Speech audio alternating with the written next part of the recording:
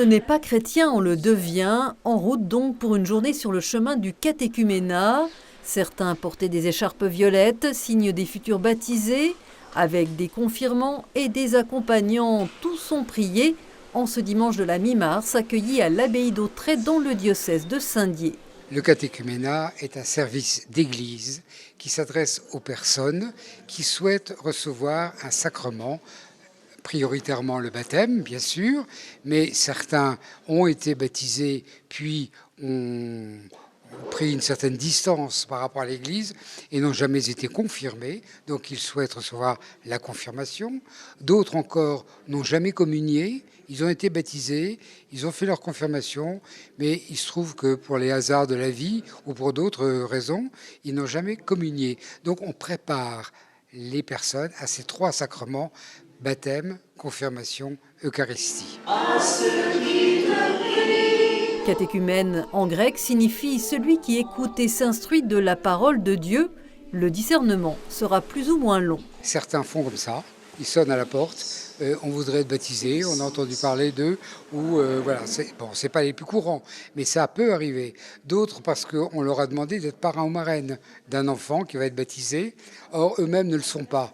Donc ça pose un peu une question quand même. S'ils viennent vraiment d'un milieu où on n'aura jamais entendu parler de Jésus-Christ, il leur faudra sans doute un peu plus de temps. Si au contraire ils ont eu une base déjà il y a quelques années, eh bien ça ira peut-être plus vite. Donc la règle de 2 ans, elle est parce qu'il en faut une, et ensuite on adapte en fonction des personnes. Le catéchuménat est jalonné d'étapes liturgiques avec entre autres 3 dimanches de scrutin pénitentiel. Les scrutins, ce sont des prières à l'Esprit Saint, des prières à Dieu qui doivent aider les candidats dans la dernière ligne droite, si j'allais dire, quoi, en termes un peu sportifs. Bon, parce que être chrétien, c'est, comment je veux dire, c'est une course d'endurance. C'est pas un 100 mètres haie, c'est quelque chose sur la durée. Il faut tenir. Il faut donc, et le scrutin est là pour leur apporter la force, parce que dans toute vie, dans la vôtre comme dans la mienne, les tentations, le mal existent qui nous empêchent d'approcher du Seigneur. Donc c'est de leur donner faire une prière sur eux, qu'on appelle un scrutin, pour les aider justement à tenir bon jusqu'au baptême et au-delà évidemment. Il se prépare à recevoir les 3 sacrements de l'initiation chrétienne, dont le baptême dans le Saint-Esprit. L'Esprit Saint est moins connu, d'autant qu'il n'est pas représenté, j'allais dire, sous le trait d'une personne. Mais plutôt, il est désigné comme une force, comme un vent, un souffle que Dieu nous donne, qui est un souffle de vie et qu'il accorde à ceux qui reçoivent une mission particulière. Or, être baptisé, c'est recevoir une mission, celle d'être enfant de Dieu et de témoigner de l'amour de Dieu. Alors la confirmation, l'esprit de la confirmation, c'est le cas de le dire, c'est un esprit qui vient affermir, rendre plus ferme. Confirmer, c'est rendre ferme, non pas la personne, mais la foi que la personne a accueillie. Donc, c'est passer, si vous voulez, d'une foi d'enfant à une foi d'adulte, en quelque sorte. C'est le sacrement de la croissance, la confirmation. En petits groupes, ils ont témoigné de leur appel avec leur expérience de vie toutes très différentes. J'ai eu la chance de vivre une expérience assez particulière à l'autre bout du monde, un voyage humanitaire en Bolivie que j'ai réalisé avec ma professeure d'espagnol à Notre-Dame-Saint-Joseph à Épinal. Et ça a été une expérience, non pas un déclic, mais une révélation de ma propre foi à moi-même, une découverte de soi-même. Et depuis ce séjour, fin 2023, voilà, je suis sur le chemin du baptême. Forcément. Ça m'a transformé profondément. On est en quête de sens quand on cherche notre propre foi. Et je pense que ma vie aujourd'hui aurait beaucoup moins de sens sans la foi. Pour moi, c'était un petit peu comme une évidence. Je suis baptisée assez tard. J'ai été baptisée là il y a 3 mois. Pour moi, c'était dans la suite des choses, la suite logique de faire ma confirmation. Je sais que mon baptême m'a énormément changé. Recevoir l'Esprit Saint à mon baptême m'a transformée et j'espère que ça pourra continuer avec la confirmation. Qu'est-ce que la foi apporte dans votre vie? Tout, ma joie de vivre, ma joie de vivre. Avant mon baptême, j'étais très mal. Et vraiment, ça m'a transformée, mais je suis heureuse, mais oui, sincèrement heureuse, grâce à ma foi. Ouf, alors c'est une longue histoire, je vais la faire courte, mais disons que j'ai subi une période de dépression il y a 2 ans et demi, qui a failli me faire faire plusieurs fois des bêtises. Et une nuit, j'ai eu une révélation. En fait, je me suis vue tomber et j'ai été rattrapée par une main de lumière. Et on m'a dit, là, c'est bon, t'arrêtes, tu ne tombes plus, tu fais le chemin inverse. Donc du coup, mon chemin, ça a été de te remercier finalement. Moi, l'entrée en cabinet, c'est surtout un acte de remerciement envers Dieu. Et c'est pour ça que je suis là, quoi. Voilà. Ces 2 ans de parcours, c'est rien comparé au cadeau de la vie que j'ai reçu en retour. Je veux dire, sans rien demander finalement, gratuitement. Jessica a pu compter sur le soutien de sœur Christiane pour enrichir sa foi dans un partage en confiance. Marie-France, c'est une personne qui a 81 ans. Moi, j'en ai 79. On n'a pas tout à fait l'âge de Jessica. Donc, on a une expérience de foi différente et on réfléchit aux questions ensemble.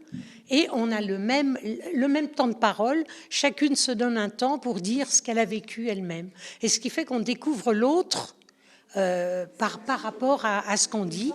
Et moi, je pense que Dieu passe comme ça. Elle est maman d'un petit bébé. Qu'est-ce que on partage la vie de Jessica.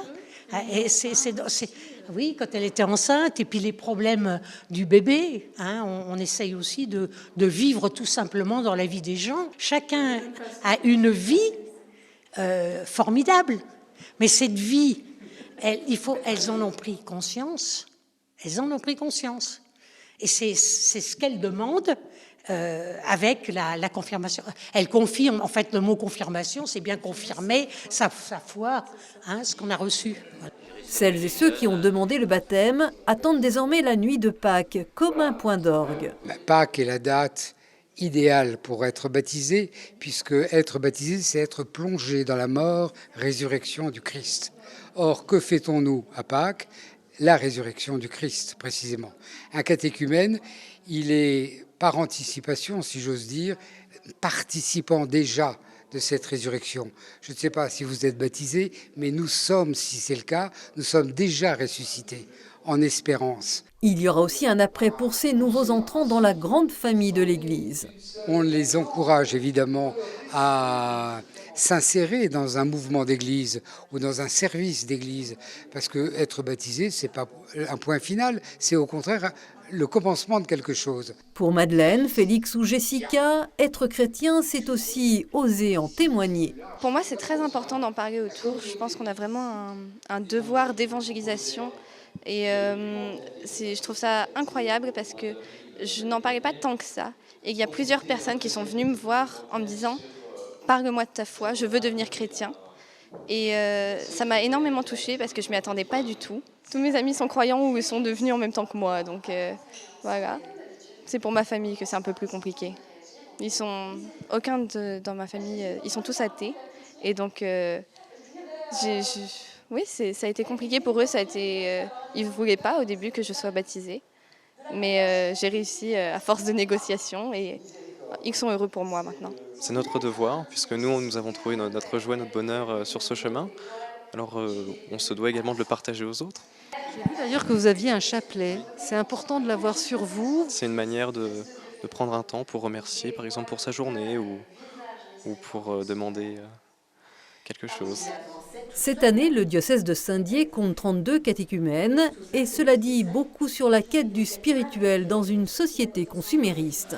Bien sûr, vous avez fait référence à une société consumériste, ce qui est tout à fait le cas évidemment, et on s'aperçoit bien que ça ne peut pas satisfaire une vie, enfin ça ne donne pas sens à une vie, ça apporte une certaine satisfaction immédiate, mais c'est pas avec ça qu'on construit une vie. Donc il y a des gens qui ont envie d'en faire un peu plus, d'aller un peu plus loin, et ce que je trouve moi assez extraordinaire et quand même rassurant, c'est que malgré tous les scandales que l'Église a traversés et connaît encore, eh bien il y a des gens qui viennent frapper à sa porte, et je trouve ça moi particulièrement encourageant, en tous les cas pour mon ministère.